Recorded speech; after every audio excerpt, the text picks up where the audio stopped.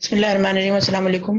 Students, आज का ये जो लेक्चर है वो ब्लड प्रेशर की जो नॉर्मल रेगुलेशन है उसके हवाले से एक छोटा सा ओवरव्यू है आपके लिए, और उसके बाद फिर इंशाल्लाह हम अपना आगे का काम शुरू करेंगे। Now how do you define blood pressure? It is the force exerted by the blood against any unit of the blood vessel wall. ठीक है, यानी ब्लड जो अपना जो प्रेशर दे रहा है वॉल के ऊपर, उसकी वजह से एक प्रेशर जनरेट होता है, and that kind of pressure is known as the blood pressure. Pressure of blood on the wall of the arteries is also it is the definition as well. Blood pressure को जो unit है वो है millimetre of mercury में नाप रहे होते हैं हम, और 1 millimetre of mercury is equal to 1.36 centimetres of water. तो ये कुछ बहुत बड़ा अमाउंट बन जाएगा, इस वजह से इसको हम जो है वो मिलीमीटर ऑफ मरकरी में नाप रहे होते हैं. Blood pressure is equal to cardiac output and total peripheral resistance. अब यहाँ पे आपको ये बताना जो है बहुत जरूरी है कि टोटल पेरिफेरल रेजिस्टेंस क्या होती है. It's defined as the impediment offer to the blood vessel wall. इसके लिए आपको एक पिक्चर ड्रॉ करके मतलब यहाँ पे दिखा देती हूँ मैं थोड़ा सा. वो कुछ इस तरह से कि जी फॉर एग्जांपल आपकी ये ब्लड वेसल है, ठीक है जी, और इसमें ये ब्लड फ्लो कर रहा है इस डायरेक्शन में.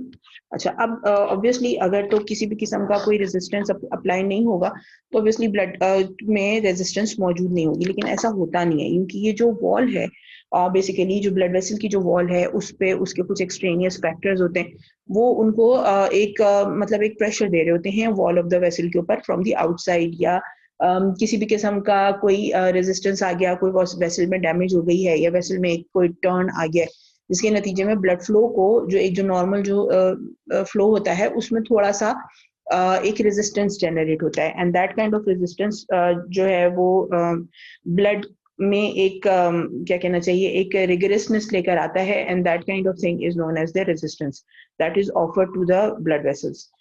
Blood vessel wall on the blood flow. ठीक है जी. Total peripheral resistance is defined as the force required to maintain blood flow from the root of aorta to the venous exit into the auricles, यानी atrium में वापस, यानी heart से निकल के वापस हार्ट तक आने के लिए.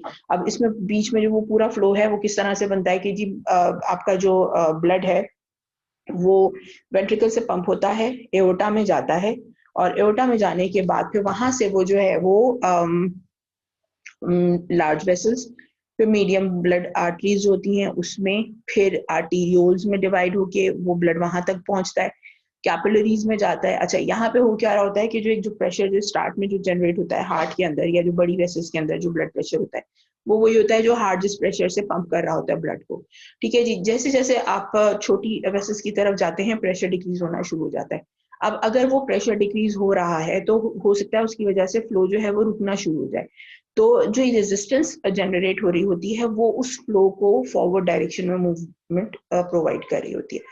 अच्छा, कैपिलरीज से फिर ऑब्वियसली जैसे ही हम वीनस साइड पर आते हैं तो प्रेशर और ज्यादा गिर जाता है. अच्छा, एक और चीज जो है बहुत इंपॉर्टेंट कि अगर हम खड़े हुए हैं और हमारा जो बॉडी है वो जो more than 2/3 of the body is below heart level, तो ऑब्वियस ही बात है, और it is near the gravitational pull, तो बेसिकली जो फ्लूइड है it tends to move towards the gravity. यह हम हर कोई जानता है कि अगर आप खड़े हुए हैं और आप का जो पैर है वो जमीन के साथ लगा हुआ है तो the if there is no resistance offered या if there is no pressure in the blood vessels, the blood will tend to move towards the foot area which is nearer to the gravity. ठीक है. अच्छा, अब लेटे हुए हैं तो वो ग्रेविटेशनल पुल जो है वो आपकी बैक पे आ जाता है अगर आप पीठ के बल लेटे हुए. अगर आप पेट के बल लेटे हुए हैं, उल्टे हो गए हैं, उल्टे लेटे हुए हैं, तो आपका सामने की तरफ जो बॉडी का जो पोर्शन है उसकी तरफ ब्लड का फ्लो बढ़ जाएगा. बट आप अगेन जैसे मैंने आपको बताया कि वो ग्रेविटेशनल पुल बहुत इंपॉर्टेंट रोल प्ले कर रहा होता है. अब अगर उस ग्रेविटेशनल पुल को सामने रखा जाए तो उसके हिसाब से अगर हम देखते हैं तो आपके पास जो है वो क्या बचता है कि आपके पास फिर और कोई तरीका नहीं रहता कि अगर अनटिल एंड अनलेस आप बाहर से कोई प्रेशर लगाएं ताकि वो ब्लड जो है वो वापस हार्ट की तरफ जा सके. Say for example if I am standing and continuously standing, my job is to stand for 4 to 5 hours daily, और ज्यादा मूवमेंट भी नहीं है उसमें. ठीक है. कभी होता है कि आप चल रहे होते हैं तो चलो ठीक है जी आपका ब्लड पंप हो रहा है and it's going back towards the heart, but if you're standing continuously for a longer period of time then it would be very difficult for the blood to go towards the heart because it will be responding to the gravitational pull that is being pulling the blood up downwards towards the floor या towards the foot of the body. तो इस condition के अंदर आपको बाहर से एक resistance generate करने की जरूरत होती है जो कि प्रेशर मेंटेन करे और ब्लड जो है वो मूव कर सके टुवर्ड्स दी हार्ट। इस प्रॉब्लम को सॉल्व करने के लिए कि अगर आप ज्यादा देर खड़े रहते हो और उसकी वजह से आपका जो ब्लड है वो पैरों की तरफ जाता है और आप नेचुरल टेंडेंसी आपको नजर आती है कि आप ज्यादा देर पैर लटका के बैठने के नतीजे में आपके जो पैर हैं उसमें स्वेलिंग आ रही है, तो उसका हल ये बताया गया है कि आप इधर you should what you should do is that you should sit for a period of 10 minutes raising your heads raising your feet on another table or stool for the period of 2 to 3 minutes so that the blood can move towards the upper part of the upper limb lower limb so that it can be moved upward towards the heart। या दूसरा आसान तरीका ये है कि आप हर आधे घंटे के बाद 5 मिनट की एक वॉक ले लें, मतलब चलने थोड़ा सा, क्योंकि होता क्या है कि आपकी जो शिन के जो मसल्स हैं लाइक सार्टोरियस हो गया, सॉरी सार्टोरियस नहीं सोलियस एंड गैस्ट्रोक्नीमियस मसल्स जो है कि आपकी लेग में होते हैं, वो एक्ट करते हैं पेरिफेरल हार्ट के तौर पे, ठीक है। यानी होता क्या है कि जब आप चलते हैं तो वो मसल्स कॉन्ट्रैक्ट करते हैं और जब वो कॉन्ट्रैक्ट करते हैं तो उन मसल्स के दरमियान में आपकी दो मेजर वेसल्स जो हैं, जो बड़ी वेन्स हैं, वो फंसी हुई होती हैं। तो जब वो आप चलते हैं वो मसल्स कॉन्ट्रैक्ट करते हैं, जब वो कॉन्ट्रैक्ट करते हैं तो उसके नतीजे में एक पंप जनरेट होता है जिसकी वजह से आपकी जो वेन्स हैं उनका ब्लड मूव करता है अपवर्ड्स डायरेक्शन में, ठीक है जी। तो ये जो पेरिफेरल हार्ट है ये बहुत इंपॉर्टेंट है और कहा यह जाता है कि हर आधे घंटे के बाद अगर आप 5 मिनट की अगर एक वॉक कर लें, मतलब चल के चले जाएं 10 मिनट, मतलब मुश्किल से मतलब 20-30 कदम चल लें और फिर वापस अपने पोजीशन पर आ जाएं, तो दैट कैन हेल्प। और आपको जो है वो जो स्वेलिंग का जो एक जो प्रोसेस है वो भी नहीं होगा और पैरों में जो खिंचावट है वो भी नहीं होगी और एक पेरिफेरल रेजिस्टेंस जनरेट होगी that will be moving the blood forward towards the heart. तो जैसे मैंने आपको बताया कि कैपिलरीज तक तो ब्लड आ गया, ब्लड उसके बाद फिर वेन्यूल्स से स्मॉल वेन्स कलेक्ट होता है में ब्लड कलेक्ट होता है to the medium size of veins और उसके बाद फिर आपकी लार्ज वेन्स आ जाती हैं जो कि ग्रेट वेन्स कहलाती हैं, जो आपके ब्लड को ले जाती हैं हार्ट के अंदर। तो ये पूरा जो प्रोसेस है उसके अंदर जितनी भी रेजिस्टेंस ऑफर हो रही है पूरी बॉडी को, that resistance is known as the total peripheral resistance। तो बेसिकली ब्लड प्रेशर डिपेंड करता है टोटल पेरिफेरल रेजिस्टेंस के ऊपर और फिर उसके अलावा कार्डिक आउटपुट पे कि the amount of blood that is pumped on each pump per unit time, ठीक है जी। वो उसमें ये कि हर पंप के ऊपर ब्लड कितना पंप हो रहा है to the circulation, that also basically is very important for maintaining of the blood pressure. Cardiac output जैसे कि मैंने बताया कि amount of blood pump in a unit time and it is dependent upon heart rate, contractility of the heart and filling pressure, ठीक है जी। Heart rate कितना चल रहा है, अगर आपका हार्ट रेट ज्यादा है, नॉर्मल जो ब्लड हार्ट रेट है वो है 72 बीट्स पर मिनट और हार्ट रेट आपका बढ़ जाता है, तो देखो आप नॉर्मल जो है हमारा वो है 72 बीट्स पर मिनट, ठीक है जी। जो रेंज है वो है बन रही होती है 65 टू 85 बीट्स पर मिनट, इसको नॉर्मल में कंसिडर किया जाता है। अच्छा, इसके बाद फिर अगर इससे ज्यादा हार्ट रेट हो रहा है तो ऑब्वियस ही बात है कि 1 मिनट में अगर इससे ज्यादा हार्ट रेट हो रहा है तो इसका मतलब क्या है कि जी आपका जो चेम्बर्स हैं, जो वेंट्रिकल्स हैं, वो फुल नहीं फिल हो रहे, यानी जितना अमाउंट एक 72 बीट्स पर आना चाहिए, जितना अमाउंट ऑफ ब्लड फिल होना चाहिए वेंट्रिकल्स में, वो नहीं हो पा रहा। तो जब वो नहीं हो पा रहा तो इसका मतलब है कि फिलिंग कम हो गई है, फिलिंग कम हो गई है तो कार्डिक आउटपुट डिक्रीज हो जाएगा। Contractility of heart is very important, क्या हार्ट कितना कॉन्ट्रैक्टाइल है, किसी भी वजह से अगर हार्ट को कोई डैमेज हो गई है और हार्ट की प्रॉपर कॉन्ट्रैक्शन नहीं हो पा रही है तो चाहे आपका ब्लड फुल हो भी जाए तो वो प्रॉपर तरीके से पुश नहीं हो पाएगा, रिमाइंडर ब्लड जो है वो पीछे रह जा रहा होगा और वो जो प्रॉपर फोर्स ऑफ कॉन्ट्रैक्शन है वो नहीं आ पा रही होगी, तो उसके नतीजे में अगेन आपका जो है कार्डिक आउटपुट अफेक्ट होना शुरू हो जाएगा। फिलिंग प्रेशर का क्या है कि जी कितना प्रेशर जनरेट हो रहा है जिसके नतीजे में आपके वेंट्रिकल्स की फिलिंग हो रही है। अगर प्रेशर बहुत ज्यादा होगा तो उसके नतीजे में क्या होगा, वॉल्स जो हैं वो रिलैक्स नहीं होंगी, कॉन्ट्रैक्टेड रहेंगी, चेम्बर कम खुलेगा, चेम्बर कम खुलेगा तो ब्लड कम आएगा, जब ब्लड कम आएगा तो ऑब्वियसली कार्डिक आउटपुट के ऊपर अफेक्ट आएगा, उसका आपका ब्लड प्रेशर अफेक्ट होना शुरू हो जाएगा। So any change in these factors which we have mentioned, अगर थोड़ा सा भी चेंज आ रहा है तो उसके नतीजे में आपका ब्लड प्रेशर जो है वो अफेक्ट होना शुरू हो जाता है। जब हम फिजियोलॉजिकल मैकेनिज्म की बात करते हैं तो ब्लड को बीपी को रेगुलेट भी होना होता है। किस तरह से रेगुलेट होना होता है? देखो, BP is basically a fluctuating term, it is a variable that is changing over the period of time, ठीक है। अब अगर इस तरह का कुछ हो रहा है तो ऑब्वियस ही बात है कि उसमें नतीजा क्या निकलेगा कि आपका जो फैक्टर्स हैं वो डिफरेंट होंगे, और वो डिफरेंट फैक्टर्स जो हैं वो कंटिन्यूसली चेंज हो रहे होंगे, और उन चेंज होने के नतीजे में कंटिन्यूसली उस नॉर्मल रेंज के अंदर मेंटेनेंस की जरूरत पड़ेगी। जो नॉर्मल ब्लड प्रेशर है हमारा वो कितना है? 120/80 मिलीमीटर ऑफ मर्क्यूरी, ठीक है जी। कहा यह जाता है कि जो मैक्सिमम जो रेंज है जिसके अंदर आपका बीपी फ्लक्चुएट कर सकता है, इट्स द नॉर्मल रेंज। अच्छा, इसमें यहाँ पे एक चीज मैं पहले बता दूं, this is known as the systolic blood pressure, ठीक है, and this is the diastolic BP, ठीक है जी। इसकी जो रेंज है वो है 100/120 मिलीमीटर ऑफ मर्क्यूरी, जबकि इसकी जो रेंज है वो है 80 to 90 मिलीमीटर ऑफ मर्क्यूरी, ठीक है जी। ये नॉर्मल रेंज है, इसके अंदर आप नॉर्मल बीपी कहेंगे। इससे आगे इससे पीछे दोनों कंडीशंस में जो है, अगर फॉर एग्जांपल आपका बीपी जो है वो इससे कम जा रहा है, यानी 100 से नीचे जा रहा है या 80 से नीचे जा रहा है, तो ये आपका क्या कहलाएगा? हाइपोटेंशन,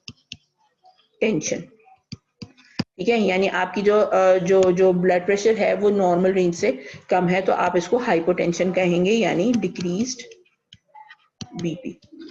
और अगर इस रेंज से ऊपर जा रहा है, और कहा जाता है कि अगर आपका ये नॉर्मल भी है लेकिन आपका डायस्टोलिक ब्लड प्रेशर जो है वो बढ़ा हुआ आ रहा है, तो भी आप उसको डायग्नोज क्या करेंगे? हाइपरटेंशन, यानी इंक्रीज्ड बीपी।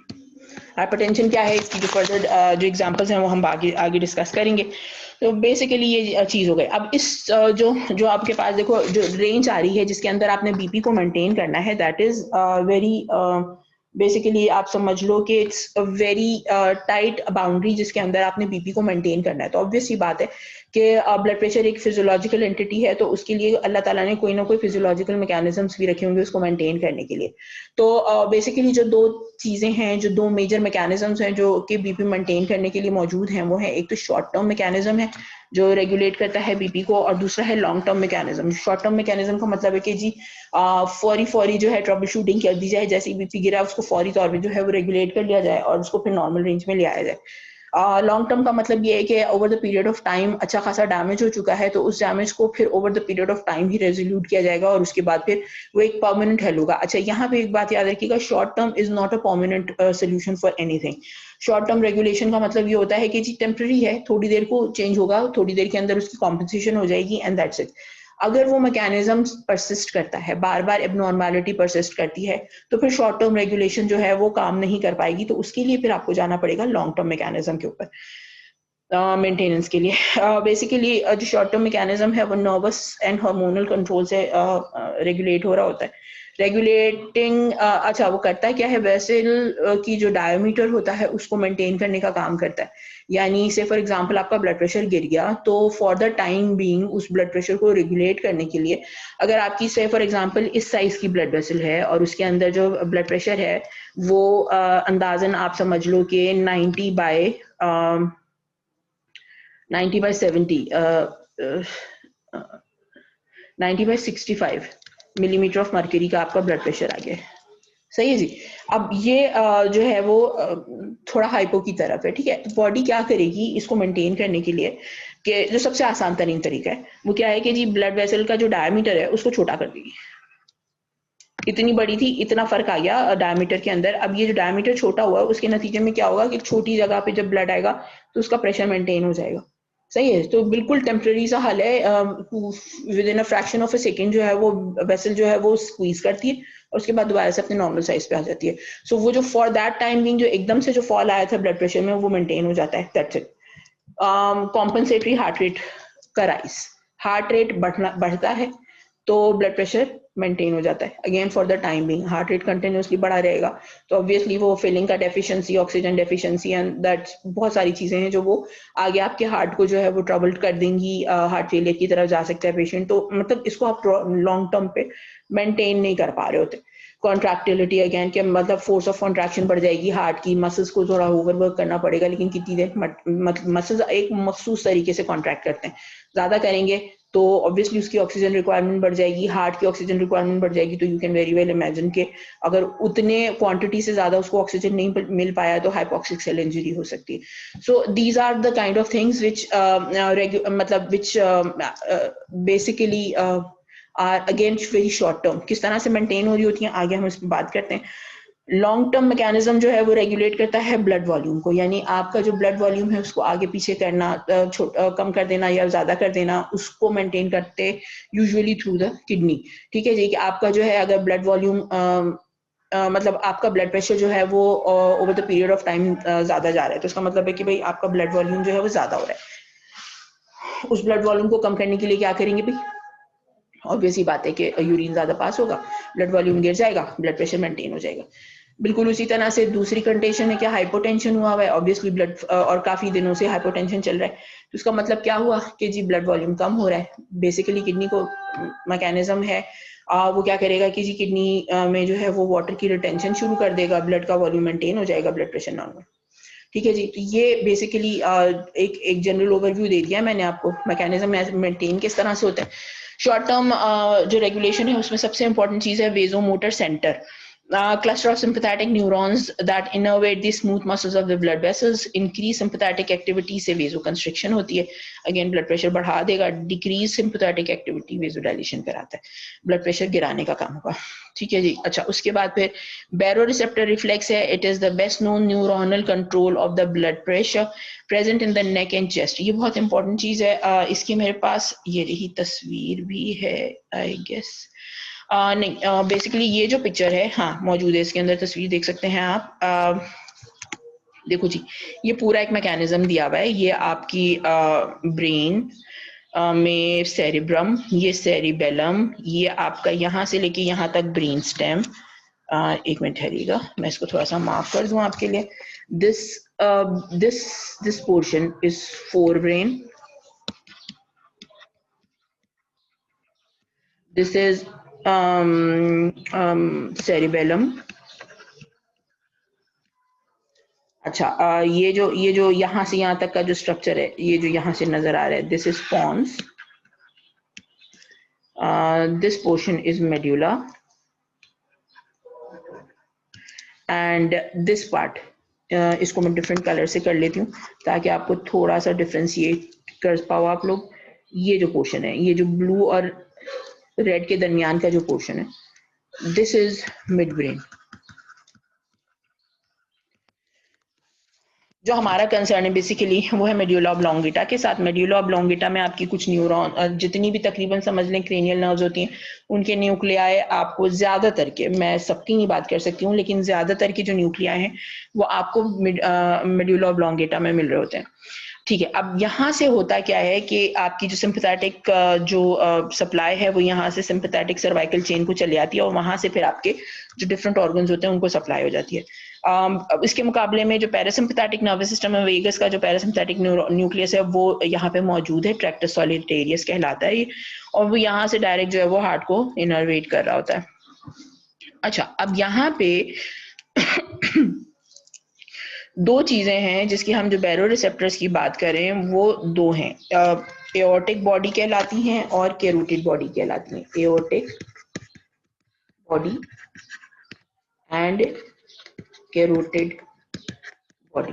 अब यहाँ पे देखें आप, ग्रीन कलर से ये जो पिक्चर है ये मेंशन हुई हुई है, ये देखो यहाँ से ये आर्च ऑफ एओर्टा, ये एओर्टा, ये आर्च ऑफ एओर्टा निकल रहा है यहाँ से ये। ठीक है जी, अब एओर्टा के साथ बिल्कुल जो आर्च ऑफ एओर्टा है, यानी जो कम्युनिकेशन पॉइंट है between arch of aorta and the ascending aorta, इस तरह से आप देखो ये असेंडिंग एओर्टा है और यहाँ से ये आर्च ऑफ एओर्टा शुरू हो रहा है। आर्च ऑफ एओर्टा से जब यहाँ से निकलो तो यहाँ पे फिर आपके पास आ जाती हैं तीन वेसल्स, इनमें से ये कैरोटिड आर्टरी है और ये कैरोटिड आर्टरी है। जब कैरोटिड आर्टरी ऊपर जाती है तो ये डिवाइड हो जाती है इंटरनल और एक्सटर्नल कैरोटिड में, और इसके दरमियान में जब यहाँ पे अगर आप मार्क करो इसको, तो ये जो जगह है जो आपकी जो बिल्कुल इंटरनल और एक्सटर्नल कैरोटिड आर्टरी के दरमियान की जो जगह है, इस जगह पे आपके जो एक बैरो रिसेप्टर लगा हुआ होता है, जिसको हम कहते हैं, नाम बेसिकली आर्टरी के रिलेशन से कैरोटिड आर्टरी है तो कैरोटिड बॉडी कहलाती है। अच्छा, उसके बाद फिर आपके पास यहाँ पे ये जो आर्च ऑफ एओर्टा है, यहाँ पे इस जगह पे दो बॉडीज होती हैं। चूंकि ये आयोटा से रिलेशन में है तो इस वजह से ये क्या कहलाती हैं, एओर्टिक बॉडीज कहलाती हैं। ठीक है जी। ये कीमो रिसेप्टर का जो है मतलब कीमो रिसेप्टर एक्टिविटी भी परफॉर्म कर रही होती हैं और बैरो रिसेप्टर एक्टिविटी भी परफॉर्म कर रही होती हैं। कीमो रिसेप्टर और बैरो रिसेप्टर एक्टिविटी जो है उसके दरमियान में डिफरेंस क्या है कि बैरो मींस प्रेशर। ठीक है, ये याद रखिएगा, baro means pressure. Baro receptors receive कर रहे हैं, प्रेशर रिसीव कर रहे हैं। Difference in the pressure is perceived by these bodies and then the information is taken to the medulla. देखो यहाँ से इंफॉर्मेशन जा रही है, ये जो ग्रीन कलर के जो आप देख सकते हो कि ये जो दोनों न्यूरॉन्स जा रहे हैं ग्लॉसोफेरेंजियल नर्व से और वेगस नर्व से, जो वो आपकी क्या कहना चाहिए सेंसरी इनपुट है, वो जा रहा है टुवर्ड्स दी मेड्यूला ऑब्लोंगेटा। और वहां पे फिर इंफॉर्मेशन गैदर करने के बाद जो इंफॉर्मेशन बैक आती है वो वेगस और सिंपैथेटिक न्यूरॉन से आती है। बेसिकली जो प्रेशर डिफरेंस है जो आपकी जो बैरो रिसेप्टर्स रिसीव कर रहे होते हैं वो है रैपिडली चेंजिंग प्रेशर। यानी अगर फॉर एग्जांपल मेरा एक ब्लड प्रेशर है वो एकदम से चेंज हुआ 2 सेकंड के लिए और उसके बाद वहां पे मेंटेन हो गया। से फॉर एग्जांपल मेरा 120/80 का ब्लड प्रेशर था और ये आगे जाके ये मेंटेन इतने मतलब ये आगे गया 130/95 पे जाके सेटल हो गया। तो जो चेंज आया है 120/80 से जो 130/95 का जो चेंज आया है, जो वो जो इनिशियल फेज था, वो इनिशियल फेज तो एओर्टिक और कैरोटिड बॉडीज मेंटेन कर लेंगे और उसको परसीव कर लेंगे। लेकिन उसके बाद अगर ये इसी पे मेंटेन रह गया, खड़ा रह गया, तो फिर यहाँ पे रिसेप्शन जो है वो खत्म हो जाएगी और इसको it will be taken as a normal और फिर आगे कुछ नहीं होगा। सो बेसिकली बैरो रिसेप्टर क्या कर रहा है, रैपिडली चेंजिंग प्रेशर को परसीव करता है, उसकी इंफॉर्मेशन जो है वो ब्रेन तक देता है और ब्रेन उसके नतीजे में एक पूरी एक्टिविटी होती है, वो एक्टिविटी के नतीजे में आपका ब्लड प्रेशर जो है वो मेंटेन हो जाता है। इसके मुकाबले में यही कीमो रिसेप्टर के तौर पे भी एक्ट कर रही होती हैं एओर्टिक एंड कैरोटिड बॉडीज। और यहाँ पे बेसिकली जो ये रिस्पॉन्ड करते हैं, जो इनका जो कीमो रिसेप्टर एक्टिविटी है उसमें ये मेंटेन करते हैं तीन चीजें, मतलब ये तीन चीजें परसीव कर रहे होते हैं basically. Number 1 PO2 PCO2 and pH। Blood के अंदर pH मेंटेन हो रहा होता है, partial pressure of carbon dioxide maintain हो रहा होता है और partial pressure of oxygen maintain हो रहा होता है। जो कीमो रिसेप्टर एक्टिविटी है इन्हीं दोनों बॉडीज की, एओर्टिड और कैरोटिड बॉडीज की, वो बेसिकली क्या कर रहे होते हैं कि पार्शियल प्रेशर ऑफ ऑक्सीजन को परसीव कर रहे होते हैं या partial pressure of carbon dioxide को। अगर पार्शियल प्रेशर ऑफ ऑक्सीजन बढ़ रहा है, ठीक है, तो इसका मतलब क्या है कि जी ऑक्सीजनेशन प्रॉपर हो रही है, no response. Partial pressure of carbon dioxide अगर बढ़ रहा है, दैट मीन्स के क्या हो रहा है कि जी आपके जो मेटाबोलाइट है वो बॉडी में रुक रहा है, ज्यादा रेस्पिरेशन सही नहीं हो पा रही है।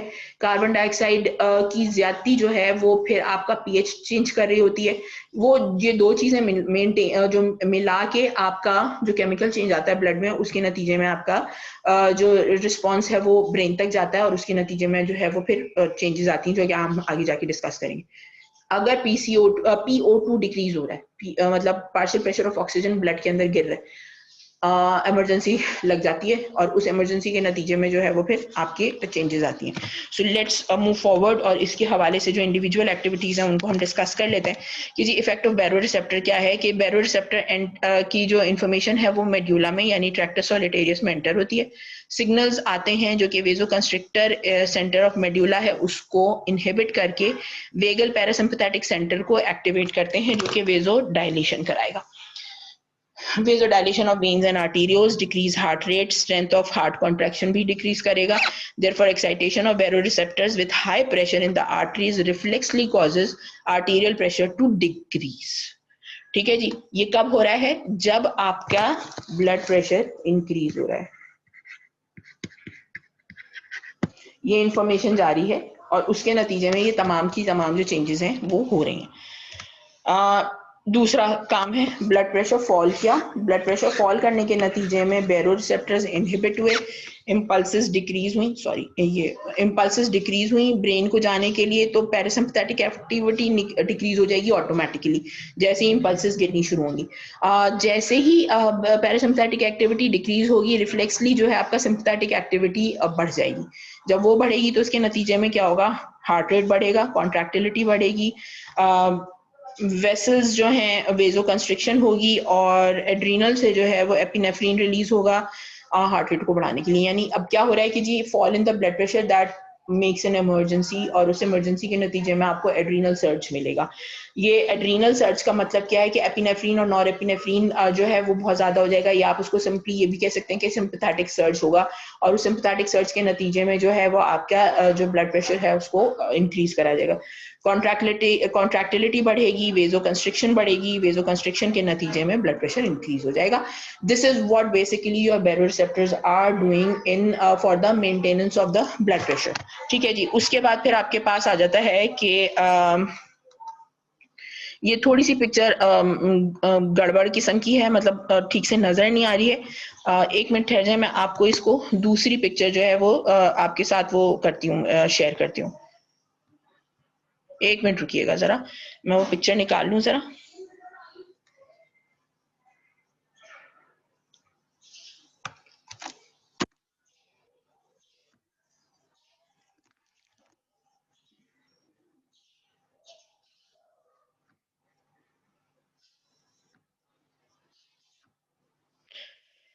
अच्छा जी, इस पिक्चर को अगर आप देखते हैं तो इसके अंदर आप देख सकते हैं कि मीन आर्टीरियल प्रेशर जो है वो गिर रहा है स्टैंडिंग के ऊपर। इसके नतीजे में कैरोटिड और एओर्टिक बॉडीज की फायरिंग डिक्रीज हो रही है, cardiovascular control centre in the medulla gets activated, sympathetic output बढ़ जाएगा, पैरासिम्पैथेटिक डिक्रीज हो जाएगा। इस इंक्रीज पैरासिम्पैथेटिक आउटपुट के नतीजे में आर्टीरियोज और वेन्स के अंदर कंस्ट्रिक्शन होगी, वेंट्रिकल्स में फोर्स ऑफ कॉन्ट्रैक्शन बढ़ जाएगी, ऐसे नोड जो है वो हार्ट रेट को बढ़ा देगा। कार्डिक हार्ट रेट और फोर्स ऑफ कॉन्ट्रैक्शन जो है वो कार्डिक आउटपुट बढ़ाएगा, वेजो कंस्ट्रिक्शन के नतीजे में पेरिफेरल रेजिस्टेंस इंक्रीज होगी, दोनों मिलकर ब्लड प्रेशर को नॉर्मल कर देंगे। दिस इज व्हाट बेसिकली हम जो बात कर रहे थे कि जी blood pressure basically depends upon peripheral resistance and cardiac output. तो जो वेजो कंस्ट्रिक्शन है, यानी जो वेसल वॉल जो अपना प्रेशर दे रही होती है, that provides a resistance against the blood flow, और इसके नतीजे में जो है वो ब्लड प्रेशर राइज हो जाता है। ठीक है जी, ये पिक्चर मैंने आपके साथ शेयर की है, ये थोड़ी सी बड़ी थी, इस वजह से ये ज्यादा बेहतर तरीके से समझ में भी आ रही है।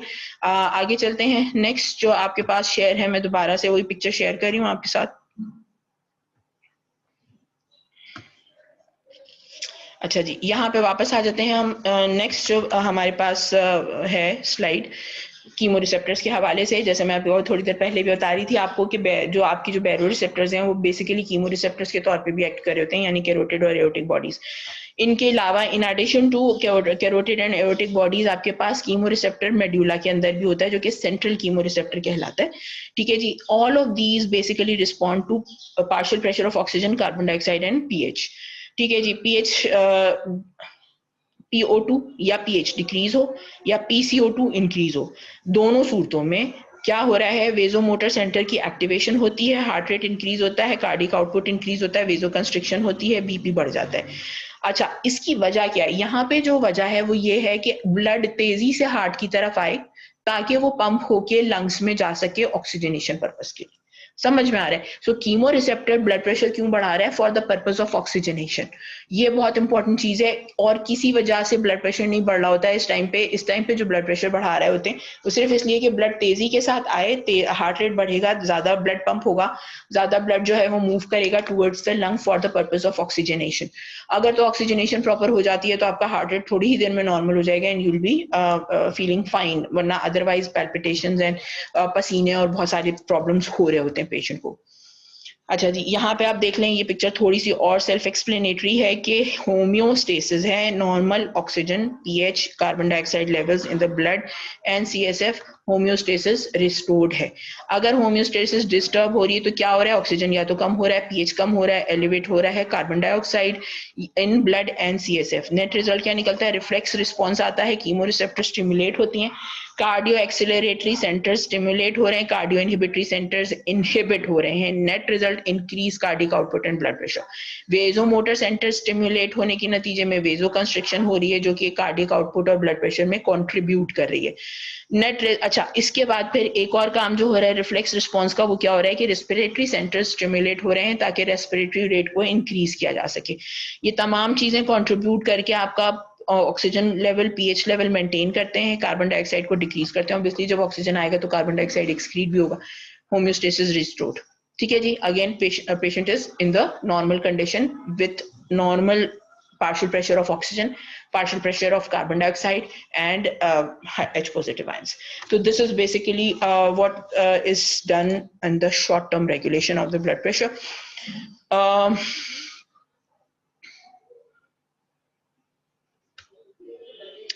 अच्छा जी, कुशिंग रिएक्शन क्या है? Special type of CNS ischaemic response है कि pressure in the cerebrospinal fluid बढ़ जाता है, इंट्राक्रैनियल टेंशन आती है जो कि ब्रेन को और आर्टरीज को कंस्ट्रिक्ट करती है, ब्लड सप्लाई बंद हो जाता है, इस्कीमिक रिस्पॉन्स आता है, और सीएनएस इस्कीमिक रिस्पॉन्स के नतीजे में आर्टीरियल प्रेशर बढ़ता है। वो जब ब्लड को जो ब्रेन को जो है वो ब्लड की सप्लाई बढ़ने के नतीजे में ब्रेन का इस्कीमिया खत्म हो जाता है। तो again basically Cushing reaction Cushing syndrome से बहुत डिफरेंट है। याद रखिएगा, Cushing syndrome is basically the increase level blood level of cortisol in the body, और उसके नतीजे में कुछ केमिकल चेंजेस के नतीजे में कुछ फिजिकल चेंजेस आ जाते हैं बॉडी के अंदर। Cushing reaction and Cushing syndrome are very different. बहुत सारी दफा में आप इस बात पे कंफ्यूज हो सकते हैं, तो उसका ख्याल रखिएगा। Long term blood pressure regulation जो है उसके लिए आपके पास 3 मैकेनिज्म्स हैं। Number 1 renin angiotensin aldosterone mechanism, anti diuretic hormone, and then we have atrial natriuretic peptide. ये 3 चीजें हैं जो कि आपका long term blood pressure regulate करते हैं। अगेन तीनों काम किडनी से ही हो रहे हैं। तो जो एंड रिजल्ट है आपका बेसिकली वो क्या बन रहा है? किडनी बन रहा है इसमें, कि आपका जो भी हो रहा है। बेसिकली क्या हो रहा है कि renin is a peptide hormone release by the granular cells of juxtaglomerular apparatus। मैं आपके साथ स्क्रीन शेयर कर रही हूँ, ये कुछ चीजें आपको थोड़ा सा ड्रॉ करके समझाती हूँ, आपको ज्यादा बेहतर तरीके से समझ में आएगा। एक सेकंड दीजिएगा मुझे।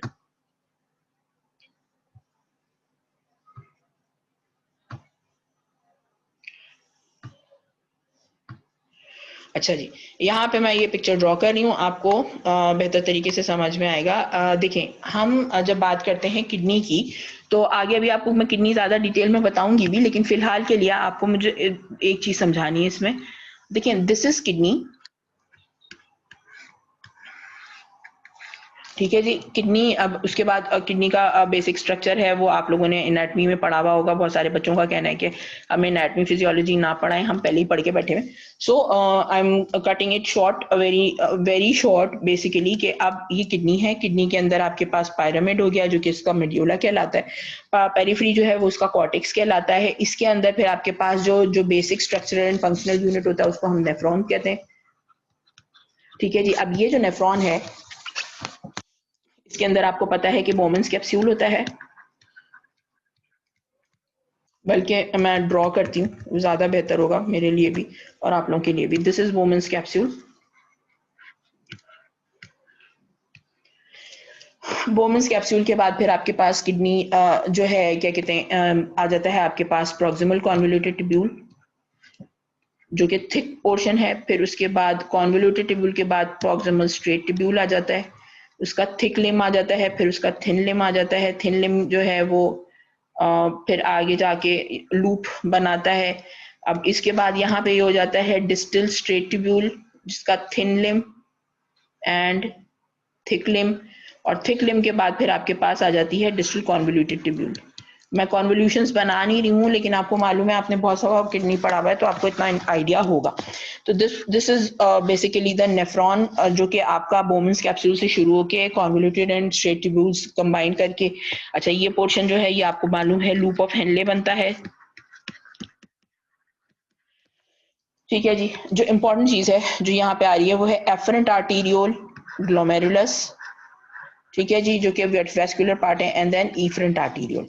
अब जो इंपॉर्टेंट चीज आ रही है, जो आपको ध्यान रखने की चीज है, जिसको मैं अभी बताने लगी हूँ, वो ये पोर्शन है आपका। अब आप देख सकते हैं एफरेंट आर्टीरियोल यहाँ से आ रही है, इफरेंट आर्टीरियोल यहाँ से निकल रही है, और बीच में आप देखो तो डिस्टल कॉन्वोल्यूटेड ट्यूब्यूल का कुछ पोर्शन है जो इन दोनों वेसल्स की वी के दरमियान में। अब अगर इसको हम थोड़ा सा बड़ा करके इस जगह से कट सेक्शन, बल्कि कुछ इस तरह से कट सेक्शन करें कि तीनों वेसल्स आ जाए, तो ये कुछ ये चीज बन जाती है। एक मिनट है, इसको मैं उन्हीं कलर से बनाती हूँ तो आपको ज्यादा बेहतर तरीके से समझ में आएगा। ठीक है जी, ये दो वेसल्स हो गई, और ये एक जो है वो नेफ्रॉन का या किडनी का डिस्टल कॉन्वोल्यूटेड ट्यूब्यूल का पार्ट हो गया। ठीक है, तो this is distal convoluted tubule, this is afferent arteriole and this is efferent arteriole. ठीक है जी। अच्छा, अब हो क्या रहा है, एफरेंट आर्टीरियोल से ब्लड आ रहा है जो कि डायरेक्ट सर्कुलेशन से आ रहा है, और इफरेंट आर्टीरियोल से जो ब्लड है वो वाला ब्लड है जो बेसिकली आपकी किडनी से होकर और फिल्टर होने के बाद जो रिमेनिंग ब्लड बच रहा है वो यहाँ पर आ रहा है। डिस्टल कॉन्वोल्यूटेड ट्यूब्यूल में यूरिन बनने के बाद जो फाइनल फॉर्म है वो पहुंच रही है। अच्छा, यहाँ पे इनके पास इस जगह पे कुछ स्पेशलाइज्ड सेल्स होते हैं इस जगह पे, and these specialised cells are known as macula densa. ठीक है जी, ये मैक्यूला डेंसा जो है ये स्पेसिफाइड सेल्स हैं जिनका काम क्या है, बेसिकली आपका जो ब्लड प्रेशर है उसको देखना, उसको सेंस करना कि नॉर्मल है या नहीं है। अच्छा, अब यहाँ पे हो क्या रहे कि ये जो जगह है यहाँ पे ब्लड आता है, इसका प्रेशर, जहाँ ये स्पेशलाइज मैक्यूला डेंसा सेल्स हैं ये इसका प्रेशर रेगुलेट करते हैं, ग्लोमेरुलस से जाके वापस आने के बाद क्या प्रेशर है, मेंटेन हुआ कि नहीं हुआ वो चेक करते हैं। अगर तो बढ़ा हुआ है, ठीक है जी, तो डिस्टल कॉन्वोल्यूटेड ट्यूब्यूल को जो है वो चली जाती है इंफॉर्मेशन, और उसके नतीजे में जो हार्मोन रिलीज होता है उसको हम कहते हैं रेनिन। ठीक है जी, अब let's go back to the picture जो कि हम उससे पहले स्लाइड जो हम पढ़ रहे थे।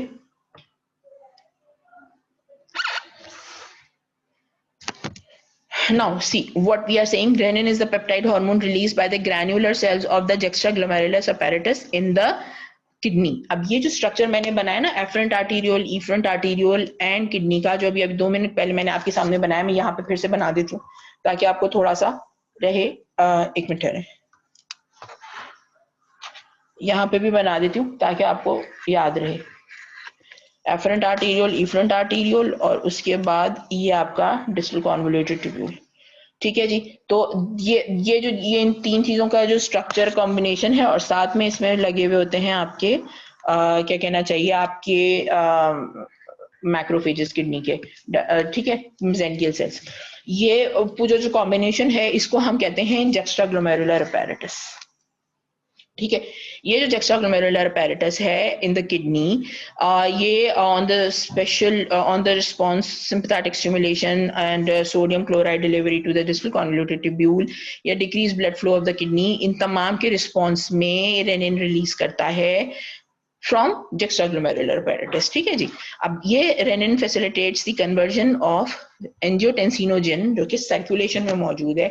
ये प्री फॉर्म्ड पेप्टाइड है जो कि सर्कुलेशन में मौजूद रहता है अपनी इनएक्टिव फॉर्म में, एंजियोटेंसिनोजन। ठीक है जी, इसको एंजियोटेंसिन 1 में कन्वर्ट करता है रेनिन। अच्छा, इसके बाद फिर angiotensin 1 is converted into angiotensin 2 by ACE यानी angiotensin converting enzyme से। ठीक है जी, एंजियोटेंसिन 2 का काम क्या है कि इट्स अ पोटेंट वेजोकंस्ट्रिक्टर। ये बहुत इंपॉर्टेंट पॉइंट है, यहाँ पे ये याद रखिएगा कि this is a potent vasoconstrictor and act directly on the kidney to increase sodium reabsorption. ये बहुत इंपॉर्टेंट चीज है। ठीक है जी, ये काम कहाँ होता है, डिस्टल कॉन्वोल्यूटेड ट्यूब्यूल के अंदर होता है कि जी सोडियम की रीअब्जॉर्प्शन होती है। सोडियम की रीअब्जॉर्प्शन का मतलब क्या है कि आपको मालूम है जहां भी सॉल्ट जाता है वाटर उसके पीछे डिफ्यूज करता है, सोडियम को रीअब्जॉर्ब करवा देता है angiotensin 2, and water obviously diffusion के थ्रू रीअब्जॉर्ब हो जाता है। तो सॉल्ट एंड वाटर रिटेंशन का काम जो है वो ये करता है। अच्छा, इसके बाद फिर sodium is reabsorb by the sodium hydrogen exchanger. Angiotensin 2 also promotes release of aldosterone from the adrenal cortex. ये बहुत इंपॉर्टेंट चीज है, ये याद रखने वाली चीज है। ACE is also breaking down a substance known as bradykinin जो कि अगेन वेजोडाइलेटर है। Therefore breakdown of bradykinin potentiate overall constricting effect. अच्छा, एक चीज यहाँ पे बहुत इंपॉर्टेंट है जो आपको याद रखने वाली है, वो ये है कि दो तीन चीजें मतलब देख लीजिएगा कि ये जो है ना एस, इसकी जो हम बात करें, आगे जाके जब हमें ब्लड प्रेशर मेंटेन करना है तो हम एस इनहिबिटर्स को यूजुअली टारगेट कर रहे होते हैं फॉर सम एक्टिविटीज। हार्ट की जितनी भी एक्टिविटीज हैं उनमें एस इनहिबिटर्स का बहुत पोटेंट रोल है, उसको ध्यान में रखने की जरूरत है। तो वो जरूर देख लेंगे हम आगे जाके जब हम इसकी मेडिसिन कर रहे होंगे।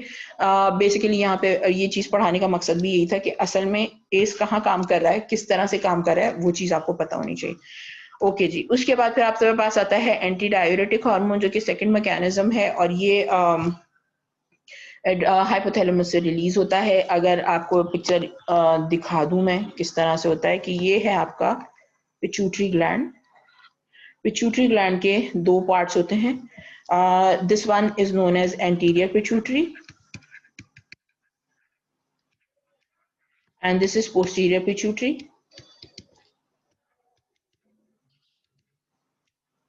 एंटीरियर पिट्यूटरी को एडिनो हाइपोफाइसिस भी कहते हैं, हाइपोफाइसिस, ठीक है। एडिनो मतलब ग्लैंडुलर पार्ट, ठीक है। इसको हम न्यूरो हाइपोफाइसिस भी कहते हैं।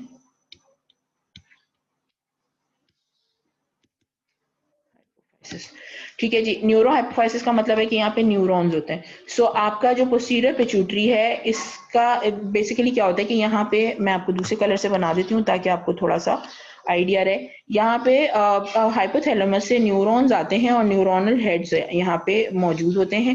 इन न्यूरोनल हेड से जो हार्मोन है वो डायरेक्ट, क्योंकि ब्लड में रिलीज हो रहा होता है इसलिए हार्मोन कहलाता है।